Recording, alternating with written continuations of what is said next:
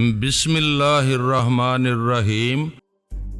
وہ جوان تھی، حسین تھی، پھر یہ کہ تنہا تھی۔ کئی بدماشوں نے اس کا تعاقب کیا، اس نے مسکرا کر انہیں اپنی طرف مائل کیا، ان سے باتیں کی۔ پتہ چلا کہ وہ متوقع دشمنوں میں سے نہیں ہیں، کسی بھی ٹیلی پیتھی جاننے والے سے ان کا تعلق نہیں ہے۔ پھر اس نے ان کی ایسی پٹائی کی کہ وہ بکھلا گئے۔ کبھی سوچ بھی نہیں سکتے تھے کہ ایک جوان حسینہ ایسی فائٹر ہوگی۔ پھر ایک عورت کا ساتھ دینے کے لیے دوسروں نے بھی انہیں مار بگانا شروع کیا تو وہ بھاگ گئے۔ وہ پھر مختلف شاہراہوں پر کار ڈرائیو کرنے لگی اور اس یقین کے ساتھ عقب نما آئینے میں دیکھتی رہی کہ ضرور کچھ لوگ اس کے تعاقب میں ہوں گے۔ امیر کبیر لوگ اس کی کار کے قریب سے گزرتے ہوئے اسے للچائی ہوئی نظروں سے دیکھ رہے تھے۔ چونکہ وہ عزت دار تھے اس لیے چھیڑ چھاڑ نہیں کر رہے تھے۔ پھر عقب نما آئینے میں ایک سپورٹس کار نظر آئی، اس میں 3 رئیس زادے بیٹھے ہوئے تھے، ہاتھ ہلا ہلا کر اسے اشارے کر رہے تھے، اپنی گاڑی کی رفتار بڑھا کر کبھی اس کے ساتھ ریس لگا رہے تھے، کبھی اس سے آگے نکل رہے تھے اور کبھی پھر اس کے برابر چل رہے تھے۔ ان میں سے ایک نوجوان نے کہا، ہائے میری جان، یہ حسن و شباب لے کر اکیلی کہاں جا رہی ہو؟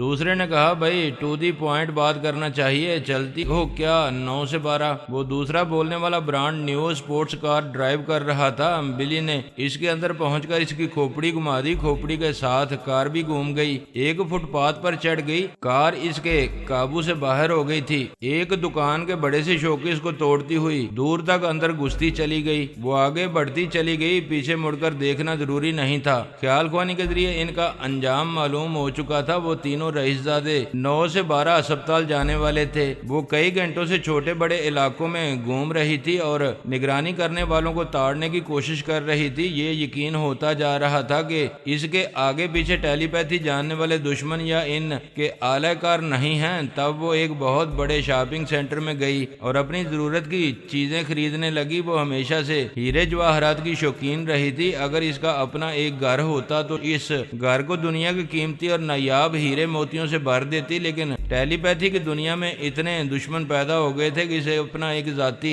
محل بنانے کی فرصت نہیں مل رہی تھی۔ اب وہ سوچ رہی تھی کہ اسے پارس اور پورس سے بھی نجات مل گئی ہے، آئندہ وہ ان سے دور کی دوستی رکھے گی اور اپنے لیے ایک ایسا خفیہ محل تعمیر کرائے گی جس کا علم کسی بھی دوست یا دشمن کو نہیں ہوگا۔ وہ ضرورت کی چیزیں خرید کر ایک جوہری کی دکان میں آئی، وہاں جواہرات کے سیٹ دیکھ کر اسے اپنا چندر مکھی بہت یاد آیا۔ اس نے اپنے لیے ہیرے کا ایک سیٹ پسند کیا، اس کی قیمت 2.5 لاکھ روپے تھی۔ اس کے بیگ میں بھارتی روپے اور امریکی ڈالرز کی کمی نہیں تھی۔ اس سے پہلے کہ وہ بیگ سے نوٹوں کی گڈیاں نکالتی، ایک عمر رسیدہ شخص نے قریب آ کر کہا، مس تم بہت باذوق ہو، تمہیں ہیرے جواہرات کی خوب پہچان ہے، تم نے بہت خوبصورت سیٹ پسند کیا ہے۔ بلی ڈونا سمجھ گئی کہ وہ ان ہیروں کو لینا چاہتا ہے۔ وہ اسے پھانسنے والی نظروں سے دیکھتے ہوئے بولی، آپ کی تعریف، میرا نام چندر شیکھر ہے، ہیروں کا بیپاری ہوں، ہیرے کی قدر کرتا ہوں، اس لیے تمہاری قدر کرنے آیا ہوں۔ وہ شرمانے کے بہانے شو کیس کے اندر دیکھتے ہوئے چندر شیکھر کے خیالات پڑنے لگی۔ پتا چلا کہ وہ ہیرے جواہرات کا اسمگلر ہے۔ اس کا ایک باس ہے جو اسمگلنگ کے سلسلے میں اس کی مدد کرتا ہے، اور وہ ایسا باکمال شخص ہے کہ چندر شیکھر خواہ کتنی ہی مصیبتوں میں گرفتار ہو، وہ اسے ان تمام مصیبتوں سے یوں نجات دلاتا ہے جیسے کوئی جادو جانتا ہو۔ ابھی اس کے باس نے فون کے ذریعے چندر شیکھر سے کہا تھا، جو حسینہ بلیو اسکرٹ اور بلاؤز میں ہے اور جس کے شانے سے ایک ملٹی کلر بیگ لٹک رہا ہے، اسے کسی طرح پھانس کر لے آؤ۔ اسی لیے شیکھر اسے پھانسنے کے لیے اس کے قریب آیا تھا اور اس سے فری ہونے کی کوشش کر رہا تھا۔ اس نے کہا، اگر مجھ سے دوستی کرو گی تو میں 2.5 لاکھ روپے کا سیٹ تمہیں تحفے کے طور پر دوں گا۔ وہ حیرانی سے بولی، تم اتنا قیمتی سیٹ مجھے تحفے میں دو گے؟ یہ تو کچھ بھی نہیں ہے، میں تو تمہارے لیے ایک نیا تاج محل بنا سکتا ہوں، اس کے لیے میری موت کا انتظار کرنا پڑے گا۔ سنا ہے ممتاز کی موت کے بعد تاج محل بنایا گیا تھا۔ وہ جھینپ کر بولا، میں غلط کہہ گیا ہوں، دراصل تم میری زندگی میں پہلی لڑکی ہو جس سے بات کر رہا ہوں، اس لیے پتہ نہیں ہے کہ رومانٹک گفتگو کیسے کی جاتی ہے۔ جب تم مجھے اتنا قیمتی تحفہ دے رہے ہو تو میں تمہیں رومانس کرنا بھی سکھا دوں گی، کیا اپنے گھر لے چلو گے؟ میری ایک شاندار کوٹھی ہے، نوکر چاکر ہیں، لیکن کوئی فیملی نہیں ہے۔ پھر اس نے جیولر سے کہا، اس ہیرے کے سیٹ کو میرے حساب میں لکھ لو۔ بلی نے کہا میرے پاس کرائے کی کار ہے، پہلے اسے واپس کرنا ہوگا، وہاں جا کر واپس کرنا ضروری نہیں ہے، مجھے اس ایجنسی کا فون نمبر بتاؤ۔ بلی نے ایجنسی کا فون نمبر اور اس کار کا نمبر بتایا۔ اس نے فون سے رابطہ کرنے کے بعد کہا آپ کی ایک کار گپتا جیولرز کی دکان کے سامنے کھڑی ہے، دکان کے مالک گپتا جی کے پاس کار کی چابی ہے، آپ اپنا آدمی بھیج کر کار کا بل وصول کریں اور کار لے جائیں۔ وہ ہیرے کا سیٹ لے کر شیکھر کے ساتھ شاپنگ سینٹر سے باہر آ گئی، اس کی کار میں بیٹھ کر جانے لگی۔ اسے جب بھی موقع مل رہا تھا وہ اس کے خیالات پڑتی جا رہی تھی۔ اس وقت وہ اسے اپنے باس کی کوٹھی میں لے جا رہا تھا۔ اس کے باس کا نام جیر رنگا تھا۔ اس نے آج تک جیر رنگا کی صورت نہیں دیکھی تھی۔ ایک بار اس نے چھپ کر اسے دیکھنے کی کوشش کی تھی۔ باس نے اسے بلا کر کہا تھا آئندہ مجھ سے چھپ کر کوئی کام کرنے کی کوشش نہ کرنا ورنہ اپنی موت سے پہلے مارے جاؤ گے، یہ تمہارے لیے پہلی اور آخری وارننگ ہے۔ بلی ڈونا کو وہ باس جیر رنگا کچھ پراسرار لگ رہا تھا، لیکن یہ یقین تھا کہ اس باس کا تعلق پارس یا پورس سے نہیں ہوگا۔ اگر ایک کا بھی تعلق اس سے ہوگا تو دوسرا اس کی راہ میں رکاوٹ بن جائے گا۔ وہ باس کوئی ایسا شخص ہوگا جس سے وہ پہلی بار ملنے جا رہی تھی۔ وہ کوئی چھوٹا یا بڑا خطرہ مول لیے بغیر اپنے لیے ایک محفوظ جگہ تلاش نہیں کر سکتی تھی۔ وہ اب تک اس بات سے بے خبر تھی کہ پارس اور پورس کے نادیدہ اعلی کار اس کے آس پاس ہیں، اور مزے کی بات یہ تھی کہ ان دونوں کے اعلی کاروں کو ایک دوسرے کی موجودگی کی خبر نہیں تھی، کیونکہ وہ مسلسل نادیدہ بنے ہوئے تھے۔ ان میں سے کسی کو ایسی کوئی خاص ضرورت پیش نہیں آئی تھی کہ وہ ضرورت پوری کرنے کے لیے نمودار ہوتا اور اس طرح وہ دوسرے پر ظاہر ہو جاتا۔ وہ کار ایک بہت بڑے عالی شان کوٹھی کے احاطے میں داخل ہوئی اور پورچ میں آ کر رک گئی۔ دو مسلح گارڈ نے آگے بڑھ کر دونوں طرف کے دروازے کھولے۔ وہ کار سے باہر آئی۔ کوٹھی کا بیرونی دروازہ بند تھا۔ ایک گارڈ نے ریموٹ کنٹرولر سے اسے کھولا۔ وہ شیکھر کے ساتھ اندر ایک کوریڈور میں آئی۔ اس کے دونوں طرف جو دیواریں تھیں ان میں خفیہ ایکس رے مشینیں نصب تھیں، وہاں سے گزرنے والوں کو وہ نظر نہیں آتی تھی۔ اس کوٹھی کے ایک وسیع و عریض کمرے کے وسط میں جیر رانگا ایک ریوالونگ چیئر پر بیٹھا ہوا تھا۔ چاروں طرف دیواروں پر بڑے بڑے اسکرینوں پر اس کوٹھی کے اندرونی اور بیرونی مناظر دکھائی دے رہے تھے، اور وہ ریوالونگ چیئر پر بیٹھا گھوم گھوم کر دیکھ رہا تھا۔ پہلے اس نے کار کو کوٹھی کے احاطے میں داخل ہوتے دیکھا، پھر بلی ڈونا کار سے اتر کر چندر کے ساتھ اس دروازے کے سامنے آئی جسے ایک گارڈ نے ریموٹ کنٹرولر کے ذریعے کھولا تھا۔ وہ دونوں اس دروازے سے ایک کوریڈور میں داخل ہو گئے تھے۔ تب جیر رنگا ریوالونگ چیئر پر بیٹھے بیٹھے اس اسکرین کی طرف گھوم گیا جس کا تعلق ایکس رے مشین سے تھا۔ وہ ایکس رے مشین یہ دکھاتی تھی کہ آنے والے اپنے لباس کے اندر ہتھیار وغیرہ چھپا کر لا رہے ہیں یا نہیں۔ جیسا کہ سب جانتے ہیں کہ ایکس رے مشین انسان کے اوپری گوشت پوست کو نہیں، اندر کے اعضاء اور ہڈیوں کو دکھاتی ہے۔ جے رانگا یہ دیکھ کر چونک گیا کہ اس کوریڈور سے بلی ڈونا اور شیکھر گزر رہے تھے، لیکن ان دونوں کے علاوہ مزید دو انسانی ڈھانچے نظر آ رہے تھے۔ وہ ایکس رے مشین دو کی جگہ چار انسانوں کو متحرک دکھا رہی تھی۔ یہ وضاحت ہو جائے کہ نادیدہ بنانے والی گولیاں ایک انسان کو دوسرے انسان کی نظروں سے اوجھل کرتی ہیں، جبکہ اوجھل ہونے والا شخص وہاں موجود رہتا ہے۔ وہ سائے کی طرح یوں تحلیل ہو جاتا ہے کہ اسے کوئی چھو نہیں سکتا، لیکن وہ اپنے تمام انسانی اعضاء کے ساتھ حاضر رہتا ہے۔ یہ انسانی اعضاء انسانی آنکھوں سے، کیمروں کے لینس سے اور آئینے کی سطح پر دکھائی نہیں دیتے، لیکن ایکس رے مشین وہ ہوتی ہے جو چھپی ہوئی چیزوں کو اسکرین پر ظاہر کرتی ہے۔ پارس اور پورس کے اعلی کار جو نادیدہ بن کر اب تک بلی ڈونا کے ساتھ لگے ہوئے تھے، ان کے ڈھانچے اور لباس کے اندر چھپے ہوئے ہتھیار اسکرین پر دکھائی دے رہے تھے۔ کوریڈور میں شیکھر آگے چل رہا تھا، اس کے پیچھے بلی ڈونا تھی۔ وہ کوریڈور اتنا تنگ تھا کہ دو افراد چانا بچانا نہیں چل سکتے تھے، ایک دوسرے کے پیچھے قطار کی صورت میں گزرنا لازمی تھا۔ جے رانگا انہیں توجہ سے دیکھ رہا تھا۔ بلی ڈونا اور شیکھر جیسے ہی کوریڈور کے آخری دروازے سے گزرے، اس نے فوراً ایک بٹن کو دبا دیا۔ سلائیڈنگ دروازہ تیزی سے بند ہو گیا۔ بلی کے پیچھے جو نادیدہ جاسوس آ رہے تھے وہ دروازے کے پاس رک گئے۔ انہوں نے پریشانی سے سوچا یہ دروازہ اچانک کیوں بند ہو گیا ہے، اسے کھولنے کی کوشش کی جا سکتی تھی۔ اس کے لیے ٹھوس جسم کے ساتھ نمودار ہونا ضروری تھا، تب ہی وہ دروازے کے ہینڈل کو پکڑ کر اسے کھول سکتے تھے۔ وہ دونوں اب تک ایک دوسرے کی موجودگی موجودگی سے بے خبر تھے، لیکن نمودار ہونے کی صورت میں یہ سمجھ رہے تھے کہ دروازہ اگر ان کی کوشش سے کھل جائے گا تو دوسری طرف کھڑے ہوئے مسلح گارڈ انہیں دیکھ لیں گے۔ ایک ترکیب یہ تھی کہ واپس کوٹھی کے باہر جائیں اور کسی دوسرے دروازے سے داخل ہو کر پھر بلی ڈونا کے قریب پہنچ جائیں۔ وہ دونوں ایک ہی طرح سوچ رہے تھے۔ وہاں سے پلٹ کر تیزی سے چلتے ہوئے اس دروازے کے پاس آئے جسے ریموٹ کنٹرولر کے ذریعے کھولا گیا تھا۔ وہاں بھی یہی مسئلہ تھا، اسے کھولنے یا کھلوانے کے لیے دروازے پر دستک دینا لازمی تھی اور وہاں بھی باہر مسلح گارڈز موجود تھے، لیکن وہاں یہ سہولت تھی کہ وہ دستک دے کر دروازہ کھلواتے ہی نادیدہ بن کر کوٹھی میں کسی دوسرے دروازے سے داخل ہو سکتے تھے۔ جے رانگا آرام سے ریوالونگ چیئر پر بیٹھا ان انسانی ڈھانچوں کو اسکرین پر دیکھ رہا تھا۔ وہ دونوں ایک دروازے سے دوسرے دروازے کی طرف گئے تھے۔ جے رانگا نے کارڈ لیس فون کے ذریعے کوٹھی کے باہر مسلح گارڈ سے کہہ دیا تھا کہ دروازے پر دستک سنائی دے تو اسے ریموٹ کنٹرولر کے ذریعے نہ کھولا جائے، اور ان دونوں کے پاس یہی ایک طریقہ رہ گیا تھا کہ وہ دستک دے کر دروازہ کھلواتے پھر فوراً نادیدہ ہو جاتے۔ ایسا کرنے کے لیے ان دونوں کو نمودار ہونا پڑا۔ اس کے ساتھ ہی وہ دونوں ایک دوسرے کو دیکھ کر چونک گئے۔ چند لمحوں تک ایک دوسرے کو تعجب سے دیکھتے رہے، پھر پارس کے اعلی کار نے کہا، اچھا سمجھ گیا، تم پورس کے جاسوس ہو اور بلی ڈونا سے چھپ کر اس کی نگرانی کر رہے ہو۔ دوسرے نے کہا، اور تم کون ہو؟ میں موٹی عقل سے بھی سمجھ سکتا ہوں کہ تم پارس کے جاسوس ہو اور وہی کر رہے ہو جو میں کر رہا ہوں۔ ہاں یہ سچ ہے، ہم دونوں کے باس نے ہمیں یہی ہدایت دی ہے کہ ہم بلی ڈونا کو نظروں سے اوجھل نہ ہونے دیں۔ وہ تو نظروں سے اوجھل ہو گئی ہے، ہم دونوں اس پنجرے میں قید ہو گئے ہیں۔ ہمیں دروازے پر دستک دینا چاہیے، جیسے ہی دروازہ کھلے ہم فوراً نادیدہ بن کر یہاں سے نکل جائیں گے۔ یہاں سے نکلنے کے بعد ہم پھر بلی ڈونا کی نگرانی کریں گے۔ میں اپنے مالک کا وفادار ہوں، یہ نہیں چاہوں گا کہ کوئی دوسرا ہمارے خلاف کام کرے۔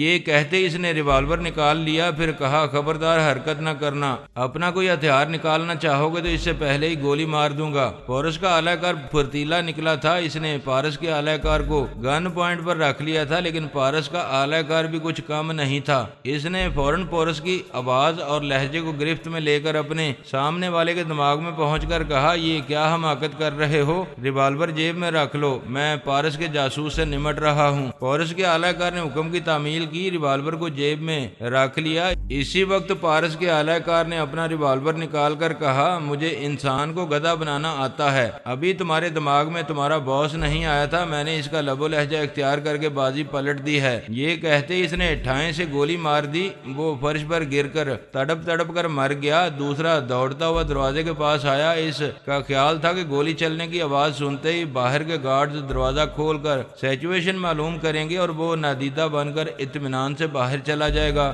بلی ڈونا شیکھر کے ساتھ اس کوریڈور سے نکلنے کے بعد ایک بہت ہی خوبصورت سے ڈرائنگ روم میں پہنچی ہوئی تھی۔ وہاں اس نے جے رانگا کی آواز سنی، وہ شیکھر سے بولا، مس بلی کو میرے پاس لے آؤ۔ وہ اس کے ساتھ چلتی ہوئی اسی وسیع و عریض کمرے میں پہنچی جہاں ایک ریوالونگ چیئر پر جے رانگا بیٹھا ہوا تھا۔ اس نے چہرے پر ایک ماسک چڑھا رکھا تھا، اپنے اصلی چہرے کو چھپایا ہوا تھا۔ اس نے کہا، بلی اس اسکرین کو دیکھو جہاں دو انسانی ڈھانچے متحرک نظر آ رہے ہیں، ابھی پتا چلے گا کہ وہ کون لوگ ہیں۔ وہ ان ڈھانچوں کو دیکھنے لگی۔ جے رانگا نے کہا، دوسرے اسکرین کو بھی دیکھتی رہو، مجھے یقین ہے کہ یہ نادیدہ گولیوں کے ذریعے اس طرح نظر آ رہے ہیں اور اب مجبور ہو کر نمودار ہو جائیں گے۔ تھوڑی دیر بعد یہی ہوا، وہ دونوں ایک اسکرین پر نمودار ہو گئے تھے اور ایک دوسرے کو حیرانی سے دیکھ رہے تھے۔ ان کی گفتگو سے پتا چلا کہ وہ دونوں پارس اور پورس کے جاسوس ہیں اور بلی ڈونا کی لا علمی میں اس کی نگرانی کر رہے ہیں۔ بلی ڈونا حیرانی سے دیکھ رہی تھی۔ ان میں سے ایک نے دوسرے کو گولی مار دی تھی اور اب انتظار کر رہا تھا کہ گولی چلنے کی آواز پر دروازہ کھلے گا تو وہ نادیدہ بن کر باہر نکل جائے گا، لیکن دروازہ نہیں کھل رہا تھا۔ شیکھر نے کہا، باس اس کا بھی یہی انجام ہونا چاہیے، اسے مجبور کریں کہ یہ خود کو گولی مار دے۔ بلی نے کہا، اسے زندہ رہنے کی زیادہ مہلت دی جائے گی تو یہ ٹیلی پیتھی کے ذریعے پارس کو یہاں کا پتہ بتائے گا، اس کے دوسرے جاسوس پھر میرے پیچھے پڑ جائیں گے۔ بلی نے دیکھا اس کوریڈور میں دھواں پھیل رہا تھا اور پارس کا اعلی کار کھانس رہا تھا۔ جے رانگا نے کہا، یہ دھواں اسے خیال خوانی کی مہلت نہیں دے گا، یہ پارس کو مخاطب نہیں کر سکے گا۔ یہی ہو رہا تھا، وہ کھانستے کھانستے نڈال سا ہو گیا تھا، جھکتے جھکتے فرش پر گر پڑا تھا، پھر اس میں کھانسنے کی بھی سکت نہیں رہی، وہ سانس نہیں لے پا رہا تھا، اس کا دم گھٹ رہا تھا۔ ذرا سی دیر میں اس کے ہاتھ پاؤں ڈھیلے پڑ گئے۔ بلی کو اندیشہ تھا ایسے وقت پارس اس اعلی کار کے دماغ میں پہنچ کر اس کوٹھی کا پتہ معلوم نہ کر لے۔ وہ اس اعلی کار کے اندر پہنچ گئی، اسے ریوالور کو مضبوطی سے پکڑنے اور خود کو گولی مارنے کی سکت اس میں پیدا کی۔ اس نے یہی کیا اور ہمیشہ کے لیے ٹھنڈا پڑ گیا۔ اس کاریڈور سے دھواں چھٹنے لگا، وہ جہاں سے نکل رہا تھا وہاں واپس جانے لگا۔ جے رانگا نے کہا شیکھر تم جاؤ، وہ سر جھکا کر چلا گیا۔ بلی ڈونا کھڑی ہوئی چاروں طرف گھوم کر دیواروں پر چھوٹے بڑے اسکرین دیکھ رہی تھی۔ شیکھر وہاں سے جانے کے بعد اب ایک اسکرین پر دکھائی دے رہا تھا، وہ ایک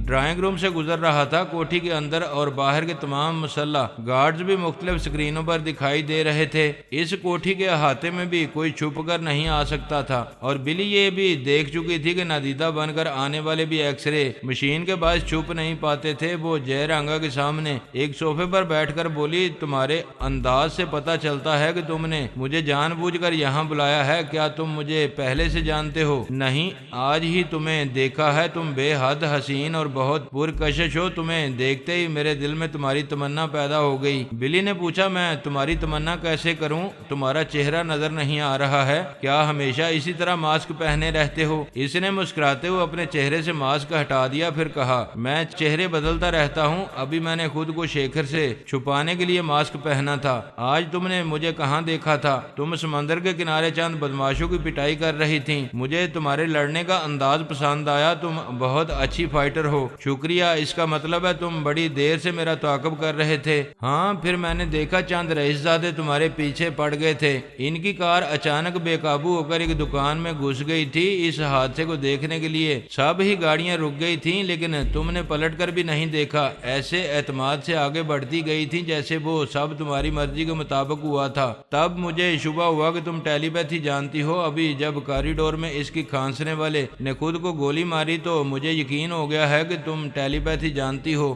ہاں جانتی ہوں، اب تمہارے بارے میں جاننا چاہتی ہوں۔ میرا نام جان چکی ہو، میری ماں ہندوستانی تھی اور باپ امریکی، میں وہاں فوج میں تھا، میری صلاحیتوں کی بنا پر مجھے ٹرانسفارمر مشین سے گزارا گیا، اس طرح میں نے ٹیلی پیتھی کا علم حاصل کیا۔ ماں باپ کی موت کے بعد میں یہاں آ گیا، اپنا چہرہ اور اپنا نام تبدیل کیا۔ یہاں میرے ماتحت بھی یہ نہیں جانتے کہ میں ٹیلی پیتھی جانتا ہوں، یہ سوچ رکھا ہے کہ اس علم کو ظاہر کیے بغیر دولت مند بنتا جاؤں گا۔ دراصل میں ہیرے جواہرات کا شوقین ہوں، دنیا کے قیمتی اور نایاب ہیرے موتی حاصل کرتا رہتا ہوں۔ وہ خوش ہو کر بولی میں بھی ہیرے جواہرات کی دیوانی ہوں، اگر تمہاری طرح ٹیلی پیتھی سیکھنے کے بعد خاموشی سے گمنامی کی زندگی گزارتی تو اسی طرح ایک کوٹھی تعمیر کراتی اور اس کوٹھی کو ہیرے جواہرات سے بھر دیتی۔ اگر میرے ساتھ زندگی گزارنا چاہو تو یوں سمجھو کہ تمہاری خواہش پوری ہو چکی ہے، یہ کوٹھی تمہاری ہے، میرے ساتھ آؤ، میں تمہیں کچھ دکھانا چاہتا ہوں۔ وہ دونوں اپنی جگہ سے اٹھ گئے، اس کمرے سے نکل کر کوٹھی کے مختلف حصوں سے گزرتے ہوئے ایک چھوٹے سے سٹور روم میں پہنچے۔ وہاں کاٹ کباڑ پڑا ہوا تھا، لیکن اس کے ایک حصے میں چور دروازہ تھا۔ وہ چور دروازے سے گزر کر ایک تہہ خانے میں پہنچ گئے۔ وہاں پہنچتے ہی بلی ڈونا کی آنکھیں حیرت سے پھیل گئیں۔ وہاں بڑی بڑی شیشے کی الماریوں میں ہیرے موتی بھرے ہوئے تھے، کئی الماریاں کھولی جائیں تو وہ باہر چھلک کر فرش پر بکھر جائیں۔ بلی نے اپنی زندگی میں ایسے نایاب ہیرے موتی اور اتنا ڈھیر سارا خزانہ نہیں دیکھا تھا۔ وہ خوشی کے مارے اس کی گردن میں باہیں ڈال کر بولی میری یہی منزل ہے، میں تو یہاں سے کبھی نہیں جاؤں گی۔ وہ بولا تم میرے لیے کسی خزانے سے کم نہیں ہو، مگر ایک اندیشہ ہے۔ کیسا اندیشہ؟ وہ دونوں جاسوس جو نادیدہ بن کر تمہارے ساتھ یہاں تک چلے آئے تھے، ان کا تعلق پارس اور پورس سے تھا، اس سے صاف ظاہر ہے کہ تم دونوں کے لیے بہت ضروری ہو۔ وہ دونوں اپنے اپنے طور پر تمہیں حاصل کرنا چاہتے ہیں، اب وہ مجھے تلاش نہیں کر سکیں گے، ان کے جاسوس مارے گئے ہیں، میں چہرہ بدل کر تمہارے ساتھ رہوں گی۔ کیا ٹیلی پیتھی کی دنیا میں چہرے بدلنے والوں کی کمی ہے؟ سب ہی چہرے بدلتے اور رپوش رہتے ہیں، اس کے باوجود دشمنوں کے ہتھے چڑھ جاتے ہیں۔ پھر پارس اور پورس تو اتنے خطرناک ہیں کہ جس کے پیچھے پڑ جاتے ہیں اسے موت کے گھاٹ پہنچا کر ہی دم لیتے ہیں، اور وہ دونوں ہی تمہارے طالب ہیں۔ تم چاہتے ہو میں چلی جاؤں تاکہ وہ دونوں تمہاری طرف نہ آئیں، میں تمہیں چھوڑ نہیں سکتا۔ سکتا، ہیرے جواہرات کی طرح تم بھی میری کمزوری بن گئی ہو، تمہیں پا لینے کے بعد تمہارے بغیر نہیں رہ سکوں گا۔ میں تمہیں یقین دلاتی ہوں پارس اور پورس ادھر کا رخ نہیں کریں گے، ہم دونوں گمنامی کی زندگی گزاریں گے۔ وہ کسی حد تک مطمئن ہو گیا، اس نے اب تک گمنام رہ کر بڑے سکون سے زندگی گزاری تھی، اب بھی یہی چاہتا تھا۔ بلی ڈونا اسے یقین دلا رہی تھی کہ وہ دونوں گمنام رہ کر ایسی ہی پرسکون زندگی گزاریں گے، لیکن اس نے دل میں یہ طے کر لیا تھا کہ جے رانگا پر بھروسہ نہیں کرے گی۔ وہ گمنامی اور پرسکون زندگی کی خاطر کسی دن بھی اسے اپنے راستے سے ہٹا سکتا تھا، اور جتنا خزانہ وہ دیکھ چکی تھی اسے چھوڑ کر نہیں جا سکتی تھی۔ اس کے سامنے اب ایک ہی راستہ تھا کہ جتنی جلدی ہو سکے جے رانگا کو ٹریپ کرے، اسے اپنا دیوانہ بنائے یا اعصابی کمزوری میں مبتلا کر کے اپنا تابعدار بنائے۔ وہ اتنے بڑے خزانے سے محروم نہیں ہونا چاہتی تھی اور ایسی محفوظ جگہ کو چھوڑ نہیں سکتی تھی۔ اس رات وہ اسے اپنا دیوانہ بناتی رہی، اس ارادے کی پختگی کے ساتھ کہ صبح ہونے سے پہلے وہ اسے اپنا معمول اور تابعدار بھی بنا لے گی۔